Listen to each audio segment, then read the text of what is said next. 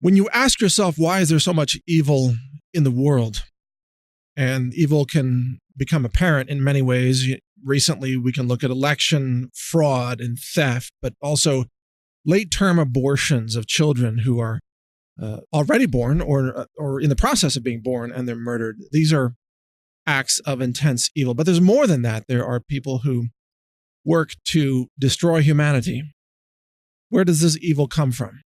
The truth is that all these things you're experiencing are just symptoms of a much larger spiritual battle, and you and I are living through a spiritual war. Earth is the battleground, and the spiritual war has gone on for thousands of years, and it may continue for thousands more.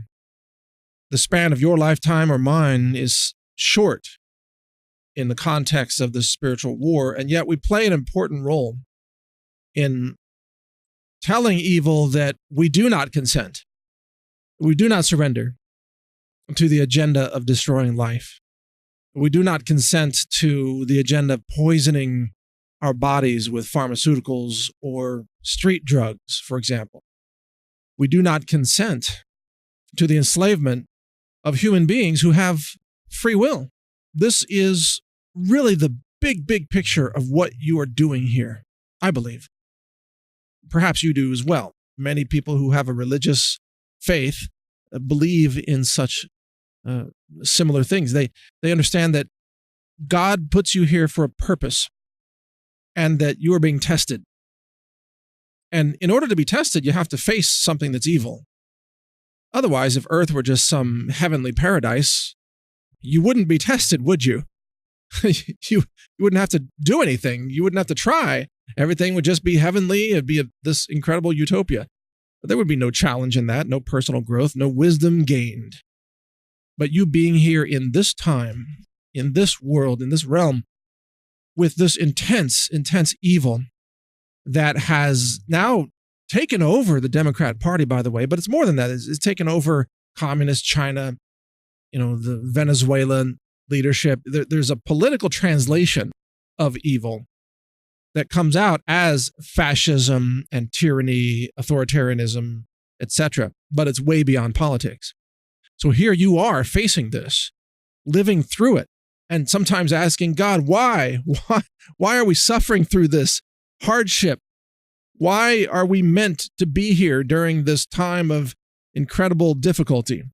And the honest answer is because if you weren't facing evil, there'd be no point in you having free will. There'd be no way to exercise choices that affirm your faith in God or that affirm things that are divine. You are here to defend life and consciousness and the very existence of God, which is a divine force spanning the cosmos. You are here to defend that and to experience personal growth and gain wisdom and understanding at the same time. And yet so many people who are here so easily surrender to pure evil. They become members of the left-wing cult.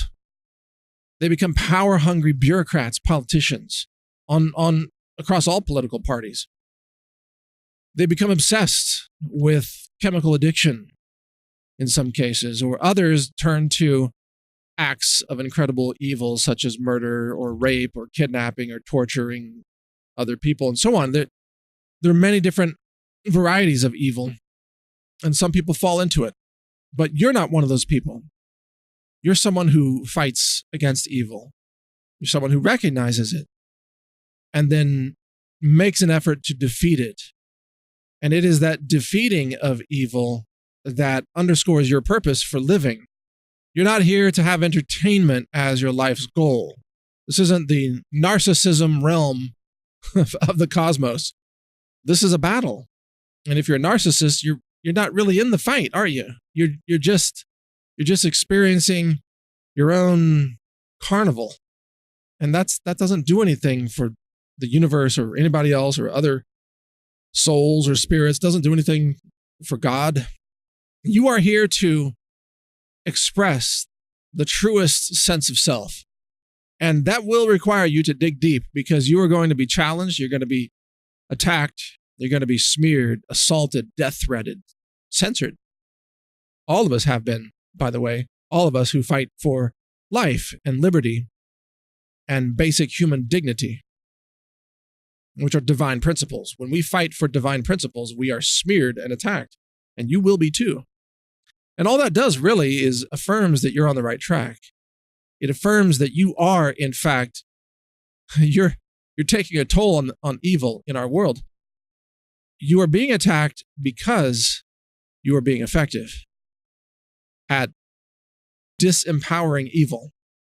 You're exposing evil. You're enlightening people to wake up to a greater consciousness. You are reaching more and more conscious souls. You're having success, and that's why you are attacked. Never forget this simple principle. The evil in the world turns its attention to those who are the most effective at halting evil. And that's why evil in our world doesn't pay any attention to people who are just narcissist drug users, and that's why the more enlightened you become, the harder your journey will be. And you should expect it. You would be wise to expect it. So take that to heart. The more effective you are becoming, the more difficult your journey will be. Each successive step is more difficult than the last. And it requires you then, with each step, to dig deeper into your soul and to bring forth a level of personal fortitude and determination and courage that you cannot get from this world, you see. You can't find that much courage just from your friends telling you, yeah, do it, or some external thing. It has to come from a divine source. It has to be your connection with God. Because at some point, it becomes so difficult to move forward that you can only do it through the understanding that your work is in alignment with God. That's when you are truly free, and that's when you cannot be stopped. When you've given away any reliance on your ego, your reputation, your earthly possessions, and you are wholly dedicated to serving a greater purpose for your life here. You have that Jesus Christ moment. Actually, it's more than a moment. It's a tipping point where you realize that your life no longer matters. All that matters is defeating evil and serving good. At that point, you become enlightened, and you become powerful, and you become a source of great terror to evil, because evil is terrified of you at that point, of your success, of your power, of your awakening. And that moment can only come through intense suffering. It's true.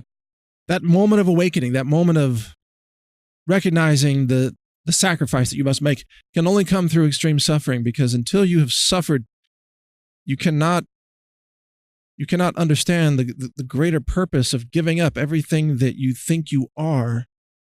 And this is a stream of consciousness comment here. None of this was planned out. I'm just trying to explain what's coming to me here.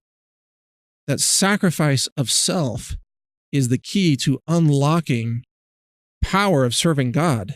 Wow. That's fascinating. I'm listening to myself say this just as you are listening, and this is true and powerful. Only when you've given up the sense of self and given up the ego and given up any hope of worldly possessions and have dedicated yourself entirely to defeating evil and serving good, only then are you powerful in this fight. You cannot be powerful by being subservient to evil forces. You cannot be powerful while maintaining your ego and thinking it's all about you or that you have to survive. No, it's about serving the greater concept of life, defending divinity, even if you are destroyed in the process. That's what this spiritual battle really entails. And this is not something you can experience when you're 20 years old or 25 or 30, probably, unless you're especially gifted. But for the rest of us, we have to stumble into this realization over time and through a tremendous amount of attacks and suffering. And only then does it become apparent what we must do. And that is serve God and serve the divine no matter what the cost to ourselves. I'll talk about this more in the future. This is Mike Adams here. You can visit my website, naturalnews.com. I pray for you listening, and there will be much more here. I'm really being touched by the divine today in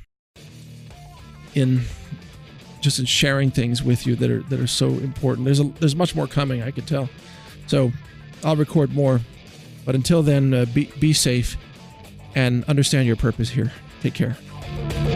Learn more at healthrangerreport.com.